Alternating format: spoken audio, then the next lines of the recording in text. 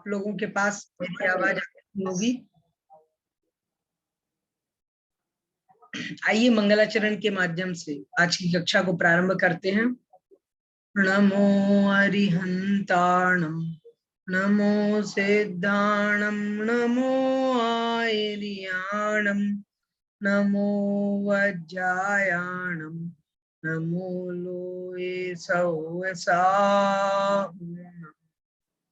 मोक्षमार्गस्य नेतारं भेत्तारं कर्म भूभृतां ज्ञातारं विश्वतत्त्वानां वंदे तद्गुणलब्धये। बोलिए पंच परमेष्ठी भगवान की जय। द्वादशांगमयी जिनवाणी माता की जय। आचार्य भगवंत उमा स्वामी जी महाराज की जय। संत श्रोमणी आचार्य भगवंत श्री 108 विद्यासागर जी महाराज की जय। जगत पूज्य निर्यापक श्रमण मुनिपुंगव श्री 108 सुधा सागर जी महाराज की जय। अढ़ाई द्वीप संबंधी समस्त मुनिराजों की जय। अहिंसा मयी जैन धर्म की जय।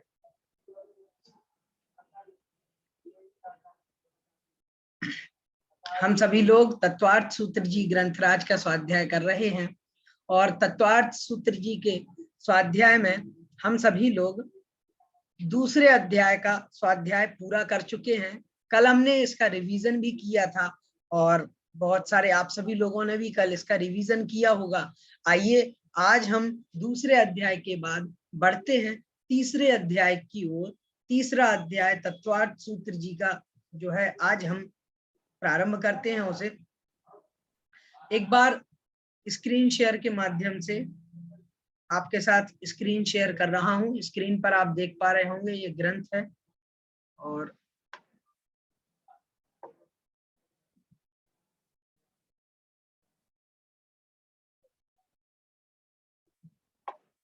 आइए तीसरा अध्याय ये देखिए। अब जो तीसरा अध्याय है उसमें मूल रूप से विषय जो है वह विषय देव और नारकियों का विषय है। इसमें अधोलोक का वर्णन है। मूल रूप से कहें तो लोक का वर्णन इसमें किया गया है। लोक का वर्णन है और फिर उसमें मध्यलोक का वर्णन है, ऊर्ध्वलोक का वर्णन है। सभी वर्णन इसमें, लोकों के वर्णन इसमें बताए गए हैं। तीसरा अध्याय ये स्क्रीन के सामने आ गया है। आइए देखते हैं।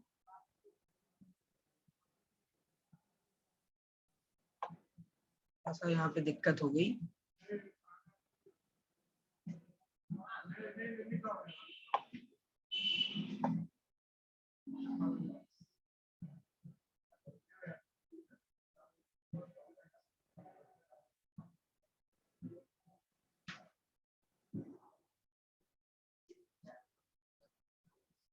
ये लीजिए, इसको हम थोड़ा सा, ये आ गया पहला सूत्र जो है। तो आइए इसको शुरू करते हैं हम लोग। सूत्र नंबर पहला है, मैं इसका उच्चारण कर रहा हूं। इसमें अधोलोक का वर्णन किया गया है। अधोलोक का वर्णन कैसे है, आइए पहला जो सूत्र है तीसरे अध्याय का, आइए हम इसको पढ़ते हैं। इसका उच्चारण है रत्न शर्करा बालुका पंक धूम तमो महातमः प्रभा भूमयो घनाम्बु वाताकाश प्रतिष्ठा सप्ताधोधः। देखिए अधोलोक का वर्णन यहाँ पर किया गया है। इसमें बताया है कि रत्न शर्करा बालुका पंक धूम तमो महातम प्रभा भूमयो घनाम्बु वाताकाश प्रतिष्ठा सप्ताधोधः।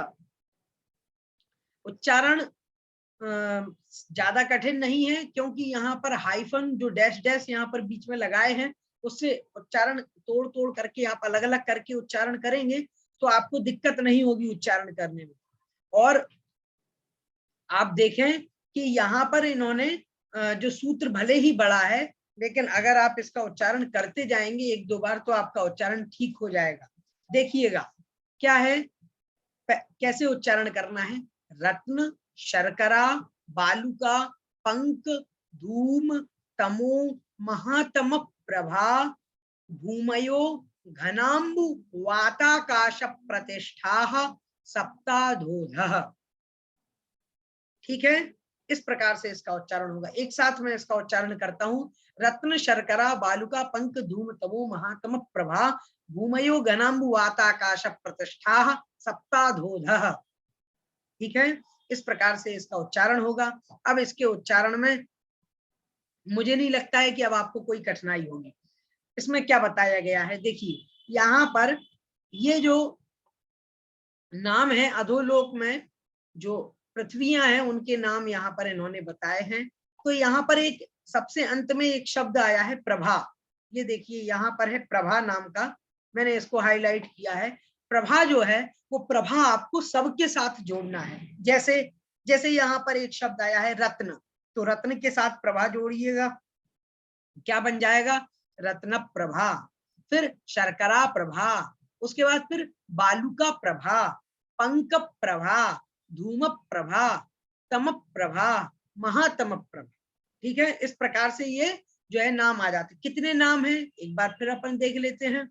रत्न प्रभा, शर्करा प्रभा, बालुका प्रभा, पंक प्रभा, धूम प्रभा, तम प्रभा और महातम प्रभा। कुल 7 यहाँ पर नाम हैं। और ये 7 जो है ये भूमियां हैं। ये क्या है 7, ये 7 जो है ये भूमयो, मतलब ये क्या है, ये भूमियां हैं। अच्छा, फिर कहते हैं, अब प्रश्न उठा कि ये भूमियां किस पर टिकी हुई हैं, क्या इनका आधार क्या है। तो कहते हैं घनाम्बु वाताकाश प्रतिष्ठा। देखो, घनाम्बु वाताकाश प्रतिष्ठा, घनाम्बु वाताकाश प्रतिष्ठा मतलब वो कह रहे हैं कि घन अंबु मतलब घना, घन घन मतलब घना, और अंबु मतलब होता है जल, और वात मतलब होती है वायु। इस प्रकार से यहाँ पर इन्होंने 3 वात वलयों की बात की है कि 3 वात वलय कौन कौन से। तो कहते हैं घनोदधि वात वलय, फिर उसके बाद में घन वात वलय, और उसके बाद में तनु वात वलय। ये जो है ये 3 वात वलयों के आधार पर हैं। इस आधार के लिए उन्होंने शब्द का प्रयोग किया है प्रतिष्ठा। प्रतिष्ठा मतलब उस पर प्रतिष्ठित है।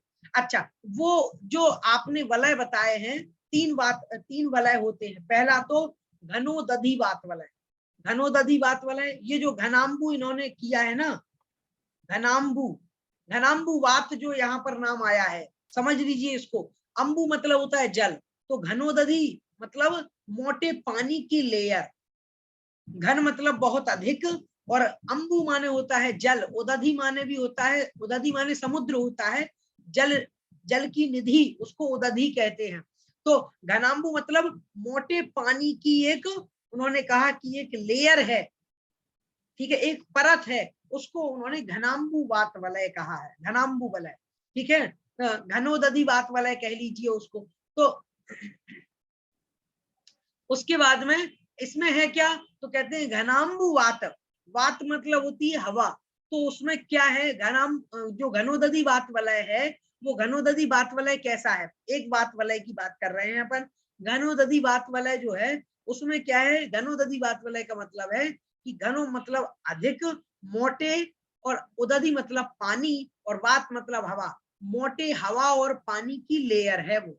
उसके बाद में फिर दूसरा वलय आ जाता है घन वात वलय, उसमें पानी नहीं है, उसमें केवल मोटा बहुत तेज सघन वायु ही वायु है, बहुत तेज वायु है, इसलिए उसको कहा है घन वात वलय, मतलब बहुत अधिक घनी वात है, घनी वायु है वहां पर। और उसके बाद फिर तीसरा वलय जो है, वो तीसरा वलय है कौन सा, तीसरा वलय है तनुवात वलय। उसमें क्या है, तनु माने होता है पतली, पतली हवा की लेयर है, वायु की लेयर है, गैस है उसमें, उसी का नाम है, क्या नाम है, उसी का नाम इन्होंने तनुवात वलय बताया है। तो घनाम्बु वात कहने से यहाँ पर घनोदधि वात वलय, घनवात वलय और तनुवात वलय, इन तीनों का ग्रहण हो जाता है।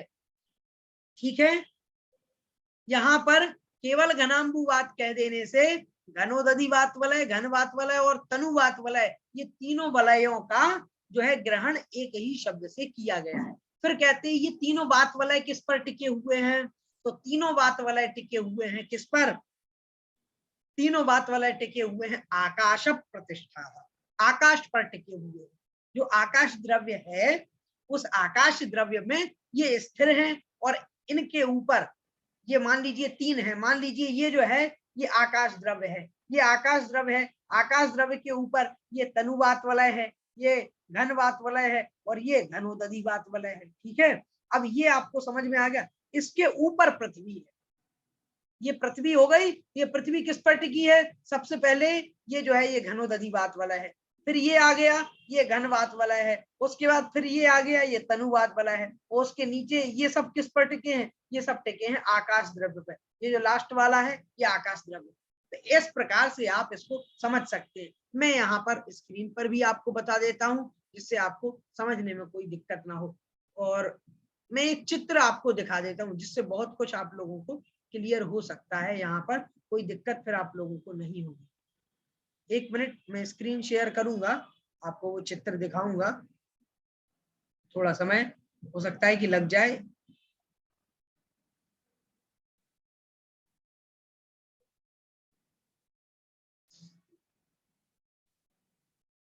ये जो तत्वार्थ सूत्र जी वाली जो पुस्तक है जबलपुर से प्रकाशित है, प्रदीप जी पीयूष वाली, इसमें आप देखेंगे तो इसमें आपको पहले ही उस पर चित्र दिखाई दे जाएगा।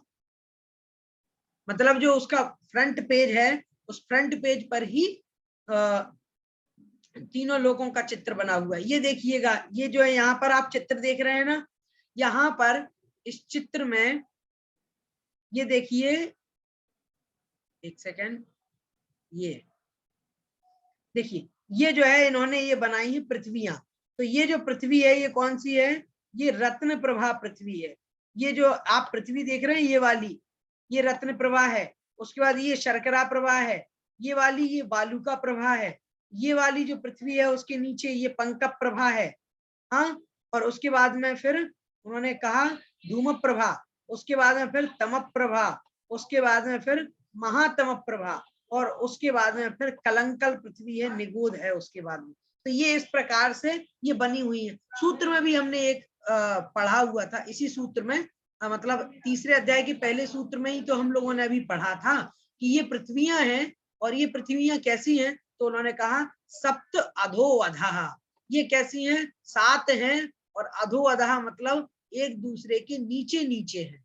कैसी हैं, ये जो पृथ्वियां हैं ये एक दूसरे के नीचे नीचे हैं। पहले रत्न प्रभा, उसके बाद नीचे शर्करा प्रभा, फिर उसके बाद में बालुका प्रभा, फिर उसके बाद में पंख प्रभा, फिर धूम प्रभा, फिर तम प्रभा, फिर महातम प्रभा। इस प्रकार से ये सात पृथ्वियां एक दूसरे के ऊपर नीचे, मतलब एक उसके नीचे फिर दूसरी, फिर तीसरी, फिर चौथी, फिर पांचवी, इस प्रकार से ये जो है ये क्रम बना हुआ है। आपको अब तो समझ में आ गया होगा कि ये सात पृथ्वियां हैं कहाँ। देखो फिर से अपन उसी चित्र की ओर चलते हैं। ये रहा चित्र,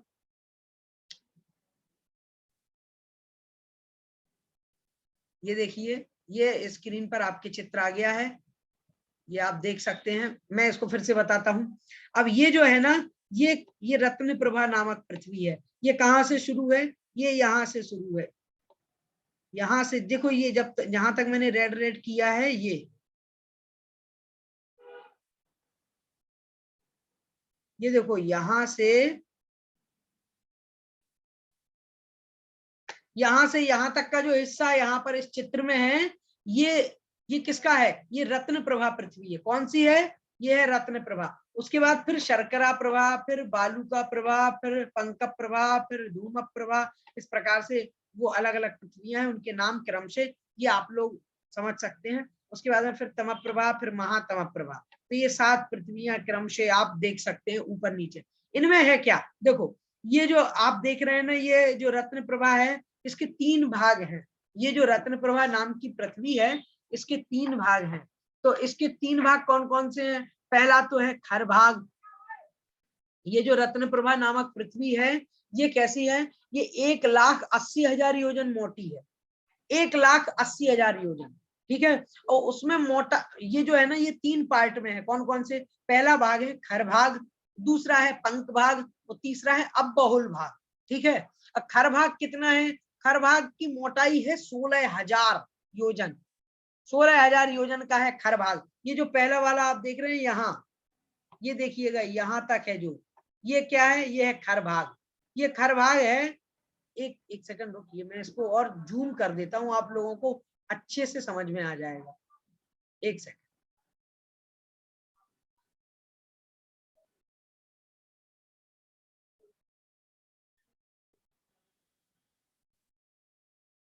एक सेकंड, ये लीजिए। अब तो आप लोगों को, मुझे नहीं लगता है कि कोई दिक्कत होनी चाहिए। ये देखिए, अब इसमें, अब ये आप देख सकते हैं स्क्रीन पर, ये बताया गया है। ये जो है, ये लोक के अधोलोक जहां से प्रारंभ हो रहा है, प्रारंभ से देखिएगा, ये वाला जो भाग है, ये कौन सा है? ये खर भाग है। ये 16,000 योजन मोटा है। दूसरा वाला जो है ये पंख भाग है, ये 84,000 योजन मोटाई वाला है। उसके बाद में फिर है अबहुल भाग, ये 80,000 योजन मोटा है। ठीक है। तो ये जो है ना, खर भाग, पंख भाग और अबहुल भाग, इन 3 भागों में ये जो है पहली पृथ्वी बटी हुई है, मतलब ये डिवाइडेड है। पहली पृथ्वी जिसका नाम क्या है? जिसका नाम है रत्न प्रभा। अब उसके बाद में फिर ये जो है, इसकी मोटाई तो अपन ने समझ ली। इसका उपयोग क्या है भाई? खर भाग में क्या होता है, पंख भाग में क्या होता है? खर भाग जो है ना, इसमें क्या है, ये जो 16,000 योजन मोटा है, इसमें ऊपर और नीचे के 1,000 योजन छोड़ दें तो बीच के बचे हुए जो 14,000 योजन हैं, उनमें असुर कुमार जाति के देव और राक्षस के अलावा, असुर कुमार जाति और राक्षस के अलावा शेष 9 प्रकार के जो भवनवासी देव हैं, मतलब ये समझ लीजिए असुर कुमार और राक्षस जाति के देवों को छोड़कर जो भवनवासी देव हैं 9 प्रकार के, और 7 प्रकार के व्यंतर देव हैं, वो व्यंतर देव उसमें रहते हैं। ठीक है। तो असुर कुमार और राक्षसों को छोड़ दो तो 9 प्रकार के भवनवासी, और उसके बाद में 7 प्रकार के व्यंतर देव यहीं पर रहते हैं। ये जो खर भाग आप देख रहे हैं ना, ये वाला, ये देखिए, ये मैंने इसको रेड रेड कर दिया है, ये देखिए, ये खर भाग है। और इसमें आप जो है, आप समझ सकते हैं कि इसमें ऊपर और नीचे के 1,000 योजन को छोड़ दिया जाए, बीच का बचा हुआ जो 14,000 योजन है, उसमें 9 प्रकार के भवनवासी देव और उसके बाद में 7 प्रकार के व्यंतर देव इसमें रहते हैं। ठीक है। उसके बाद में जो पंख भाग है, इसमें कौन रहता है? पंख भाग में असुर कुमार और राक्षस जाति के देव रहते हैं, जो बचे रह गए थे ना भवनवासियों व्यंतरों में से, तो पंख भाग में वो लोग रहते हैं। और उसके बाद अबहुल भाग जो है, उसमें पहला नरक है। पहला नरक किसमें है? पहला नरक है अबहुल भाग। ठीक है, समझ में आ गई बात? देखो, ये देखो, अबहुल भाग समझ में आ गया। ये जो है, ये इसमें प्रथम नरक है और इसमें यहाँ पर नार की जीव रहे। ये तो आप लोगों को समझ में आ गया। अब इनमें एक बात और सूत्र में जो बताई गई है, वो बात आपको बता देता हूँ। सूत्र में बताया कि ये जो पृथ्वी आप देख रहे हैं, रत्न प्रभा पृथ्वी, ये रत्न प्रभा पृथ्वी किस पर टिकी हुई है? तो कहा सबसे पहले इसमें 3 वलय हैं। कौन सा वलय है? तो कहा सबसे पहले तो है घनोदधिवात वलय, उसके जस्ट नीचे, मतलब इस, और वो घनोदधिवात वलय टिका हुआ है घनवात वलय पर, और घनवात वलय टिका हुआ है तनुवात वलय पर। और ये तीनों जो वलय हैं, ये टिके हुए हैं किस पर? ये तीनों वात वलय टिके हुए हैं आकाश द्रव्य पर। उन्होंने कहा है ना, घनाम्बु वाताकाश प्रतिष्ठा, तो ये आकाश द्रव्य पर टिके हुए हैं। इससे समझ में आ जाता है कि आकाश द्रव्य पर सबसे पहले तनुवात वलय, फिर घनवात वलय और फिर घनोदधिवात वलय। इस प्रकार से ये जो है, ये क्रम मेंटेन करते हुए ये जो है एक दूसरे के ऊपर स्थित है। ऐसे ही, ऐसा नहीं है कि केवल रत्न प्रभा पृथ्वी पर है। रत्न प्रभा के नीचे मान लीजिए सरकरा प्रभा है। अब सरकरा प्रभा जो पृथ्वी है, आप यहाँ देख रहे हैं तो ये शर्करा प्रभा यहाँ तक इन्होंने बता दी। तो ये शर्करा प्रभा जो है ना, इसमें भी लेयर है। कैसी कैसी लेयर है? अब शर्करा प्रभा के पहले जो आप देख रहे हैं, इसके ऊपर एक तनुवात वलय है, और इसके ऊपर फिर घनवात वलय है, उसके ऊपर फिर घनोदधिवात वलय है। और ये तीनों वलय किस पर टिके हुए हैं? सबसे नीचे जो आकाश द्रव्य देख रहे हैं ना, आकाश द्रव्य पर ये टिके हुए हैं। तो पहले आकाश द्रव्य, उसके ऊपर तनुवात वलय, फिर घनवात वलय, फिर घनोदधिवात वलय, और उसके ऊपर पृथ्वी ये जो है ये स्थिर है। तो ये इनका सहारा लेकर के, इनके आश्रय से ये पृथ्वियां स्थित हैं। समझ में आ गया कि इस प्रकार से ये जो है एक दूसरे पर ये टिकी हुई है। अच्छा, इनका जो नाम है ना, वो नाम क्या है? देखो, ये जो नाम है ना, रत्न प्रभा, शर्करा प्रभा, बालुका प्रभा, ये नाम से उनके नरकों के बारे में भी मालूम चल जाता है। कि जैसे मान लीजिए पहली नरक का नाम है रत्न प्रभा। तो रत्न प्रभा मतलब ये है कि वहां पर रत्नों की प्रभा है, रत्नों का प्रकाश है। जब पहला नरक जो है ना, वहां पर इतनी चमक है जैसे रत्नों की चमक होती है, उस प्रकार से वो चमकदार है। रत्नों की चमक से, रत्नों की चमक के समान वहां का जो है प्रकाश आदि की व्यवस्था वहां पर पहले नरक में है। दूसरा नरक है शर्करा प्रभा। शर्करा मतलब होती है शक्कर, शर्करा मतलब होती है शक्कर। तो शक्कर की जैसे आप देखते हैं सफेद सफेद होती है, ऐसे ही शक्कर के आकार का प्रकाश वहां पर बना हुआ है दूसरे नरक में। तीसरा है वो बालू का प्रभाव। जैसे बालू आप देखते हैं, रेत देखते हैं कैसी होती है, मटमैली होती है, ऐसा प्रकाश वहां पर है। उसके बाद में फिर कहा है बालू का प्रभाव के बाद में फिर आती है पंक प्रभा। पंक माने होता है कीचड़। तो उसके बाद में जो नरक है, चौथा नरक जो है, वो चौथे नरक में कैसी रोशनी है? तो कह रहे हैं कीचड़ के समान वहां पर प्रकाश है। कीचड़ कैसा रहता है? मटमैला सा, गंदा सा, वैसे ही वहां का वातावरण है, हल्का फुल्का प्रकाश होगा, ज्यादा प्रकाश भी नहीं है, ऐसा वहां का आकार प्रकार है। उसके बाद में फिर इन्होंने कहा है कि फिर आती है धूम प्रभा। धूम मतलब होता है धुआं। तो धुएं के जैसा, जैसे धुआं देखते हैं हल्का काला सा रहता है धुआं, तो धुएं का आकार और धुएं का जैसा प्रकाश, कलर जो है वो इस पांचवें नाम नरक का है। और छठवां जो नरक है वो है तम प्रभा, मतलब अंधेरा। तम माने होता है अंधेरा, तो अंधेरे का वहां पर रहता है, मतलब प्रकाश बिल्कुल नहीं रहता, अंधेरा ही रहता है। और सातवें नंबर का जो नरक है, वो सातवें नरक में तो उस वो जो पृथ्वी है, महातम प्रभा नाम की पृथ्वी है, उस पृथ्वी में वो कहते हैं कि महातम प्रभा है, मतलब बहुत घोर अंधकार है। एक तो अंधकार होता है जिसमें कुछ कुछ हमें दिख जाता है हल्का फुल्का, एक होता है बहुत तेज वाला अंधकार जिसमें कुछ भी मालूम नहीं पड़ता। एकदम से अगर लाइट चली जाए, तो किसी कमरे में बैठे हो, बहुत तेज रोशनी में हो, एकदम से लाइट चली जाए तो ऐसा होता है कुछ भी नहीं दिखाई देता हमारी आंखों से, एक समय के लिए ऐसा हो, फिर धीरे धीरे कुछ कुछ दिखने लगता है। वैसा ही हाल होता है वहां पर, कुछ भी दिखाई नहीं पड़ता। ये जो महातम प्रभा नामक पृथ्वी है, वहां पर ऐसी व्यवस्था की गई। ये तो आपको समझ में आ गया होगा कि पहला जो सूत्र आज हमने पढ़ा है, पहले सूत्र में किस प्रकार से एक एक नरक के बारे में बताया है।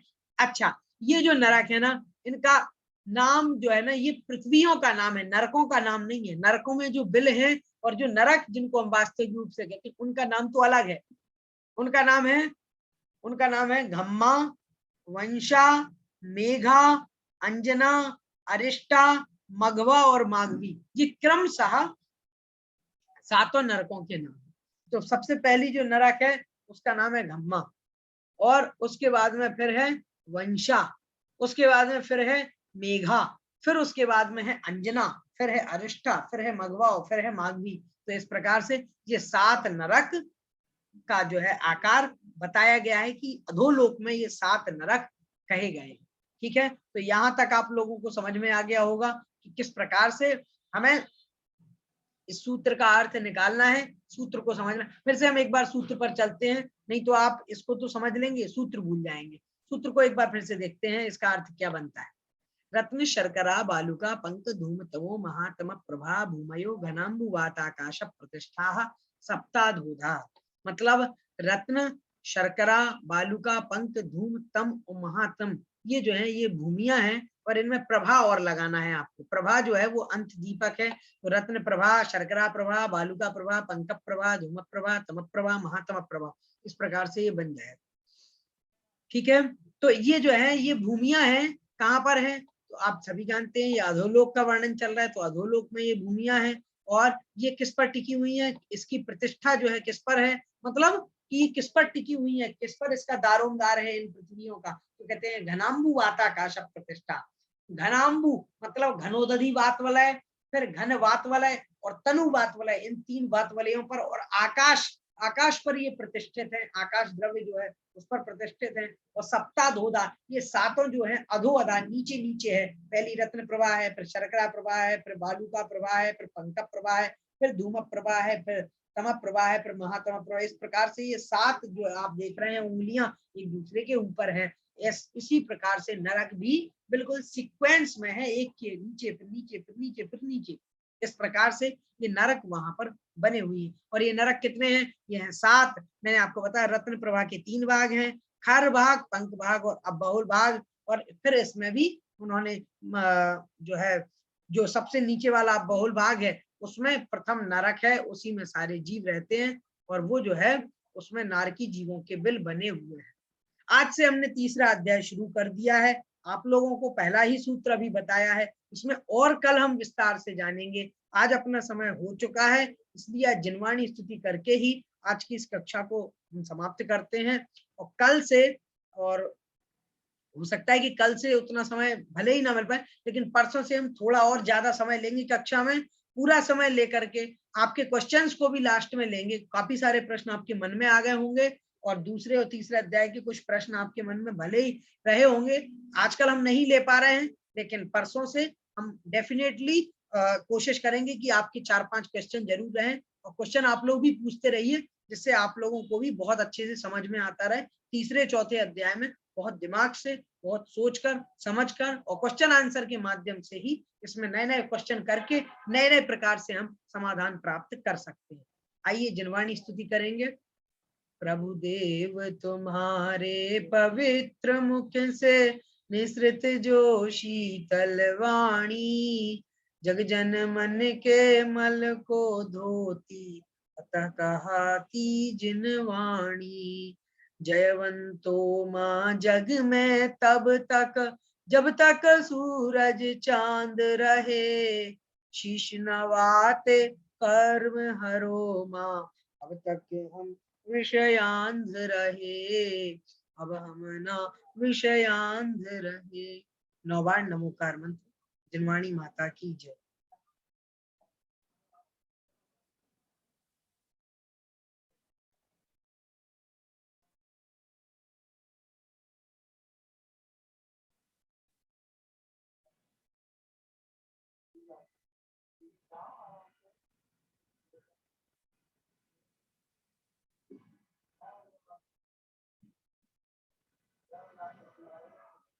बोलिए द्वादशांग में जिनवाणी माता की जय। सभी को सादर जय जिनेन्द्र।